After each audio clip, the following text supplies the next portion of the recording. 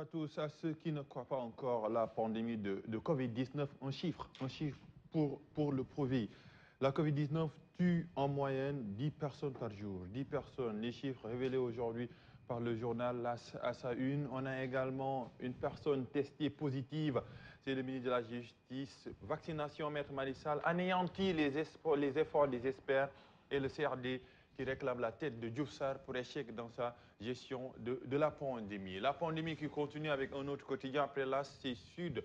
Baccalauréat général 2001, l'épreuve du Delta, bon démarrage dans l'ensemble, malgré la menace du variant indien, respect scrupuleux du protocole sanitaire en contexte de troisième vague, 153 727 candidats en lice pour leur diplôme universitaire. Le bac qui continue, les résultats reçus par SMS selon Sosendiaï de l'Office du baccalauréat, des annonces virtuelles à cause de la pandémie de Covid-19. La pandémie de Covid-19 qui continue avec un autre quotidien qui parle un peu de la course contre la mort, tension permanente dans les centres de santé, tente de traitement des épidémies, les CTE avec cette image, détresse respiratoire, cas grave traînant des comorbidités, réanimation à bout de souffle.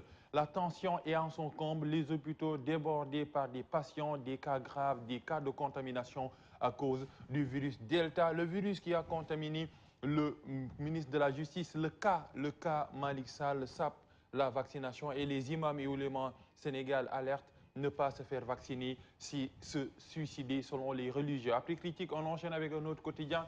C'est l'info, le garde des Sceaux brouille la com de Macky, le garde des Sceaux que vous voyez ici contaminé par la pandémie de Covid-19. Pourquoi? En insistant sur le fait d'avoir été testé positif au Covid-19 malgré sa vaccination, le ministre de la Justice alimente le doute et porte un coup au plaidoyer du président de la République Macky Sall sur la vaccination de masse. Des sujets également à lire. On a la situation à la RTS, c'est chaud. Les syndicalistes crachent du feu sur Racine Talla et Abdoulaye Sow, sur le consensus autour d'Augustin Senghor.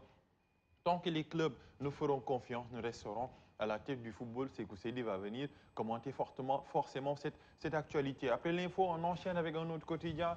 C'est le quotidien Covid-19, personnes vaccinées puis testées positives, des cas prévisibles. Le cas du ministre de la Justice, une étude de l'ENSERM l'avait prédit. Le virus perturbe la préparation des Lions du basketball. Actualité à lire aux pages 2 et 7 de Le Quotidien. On a une actualité culturelle, le CNRA censure la série Pas d'infidèles sur le petit écran, un beau titre de Le Quotidien. Pas d'infidèles sur le petit écran. Après Le Quotidien, on enchaîne avec Témoin, enseignement, le bac 2021, triomphe du Covid-19, les épreuves du baccalauréat général se sont déroulées normalement avec le respect des mesures barrières, mais il y aura d'autres informations qui vont venir contredire l'actualité donnée par Témoin, Le Quotidien. On enchaîne avec un autre quotidien, c'est Le Soleil, même son de cloche avec Témoin, un démarrage sans encombre selon l'As de Anne, déroulement normal sur l'étendue du territoire national, beaucoup d'absences notées à Thiès à cause de la pandémie, candidate et maire, Khadija Ndiaye,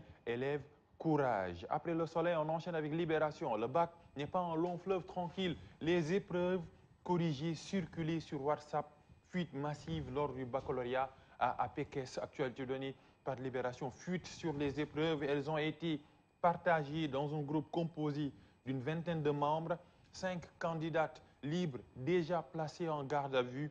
La gendarmerie traque la source, fuite sur les épreuves du baccalauréat. Information donnée par le journal Libération est retrouvée morte à Diamniadio Lobendiaï. Un crime odieux. Après Libération, on enchaîne avec un autre quotidien, c'est Enquête, la colère des enseignants, scène inédite de violence à l'école.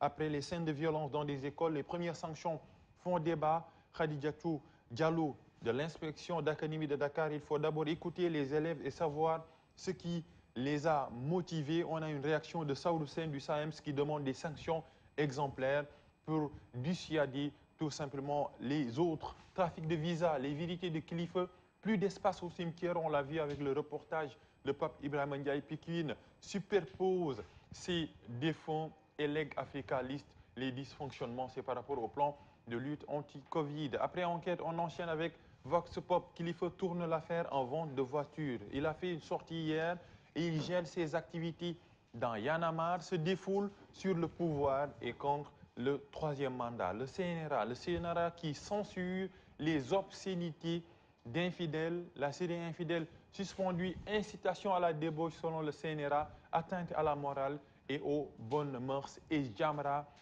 qui jubile et salue le patriotisme culturel de Babacar Diagne. Babacar Diagne, c'est le directeur général du CNRA. Après Vox Pop, on enchaîne avec l'I quotidien, escroquerie et trafic de visas qu'il faut se défendre sans convaincre et pour la mise en place d'un nouveau modèle de business, Sanofi licencie 240 travailleurs et Covid-19, le Sympix met en place un vaccinodrome à la maison de la presse. Le vaccinodrome s'ouvre aujourd'hui, une unité de vaccination mise en place pour les professionnels des médias. Après l'I quotidien, on enchaîne avec les échos des actualités à sa une. Lobinga est tué, mis dans un sac et jeté aux abords du péage. Un individu interpellé pour nécessité d'enquête. Le téléphone de Lobby fouillé. L'autre actualité, association de malfaiteurs, escroquerie au jugement. Khadimba condamné à payer à son père 12 milliards de francs CFA, un duel judiciaire entre père et fils livré par les Échos. Après les Échos, on enchaîne avec les quotidiens sportifs. Ligue 1 Stade Rennais, Alfred Gomis inquiète, une pré-saison pas rassurante, un exercice 2020-2021 difficile. Olsen pour lui mettre la pression. On a Sadio Mané, pré-saison 2 buts en 3 matchs.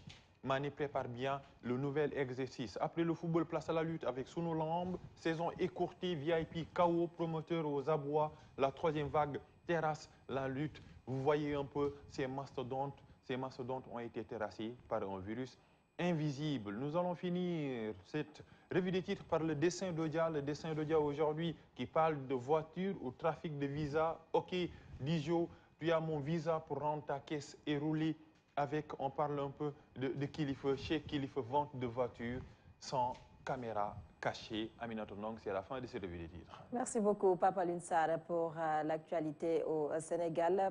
Maintenant, on va faire un tour sur le continent africain. Papa Lune, l'actualité hors de nos frontières, Côte d'Ivoire d'abord. Pour démarrer, Simone Bagbo, libre comme le vent. Oui,